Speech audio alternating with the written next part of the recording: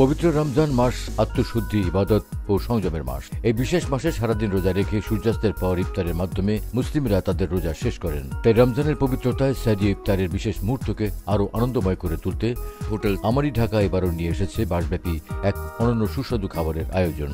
আমরা কিন্তু এবার চেষ্টা করেছি বিভিন্ন ধরনের শেফ নিয়ে আসতে, যেন ফুডের ভ্যারিয়েশনই চেঞ্জ হয়ে যায়। সো আমরা সোহেল আহমেদ কিনেছি পাকিস্তান থেকে। আমাদের এখানে আরেকজন আছেন, শেফ ইউর নেম প্লিজ।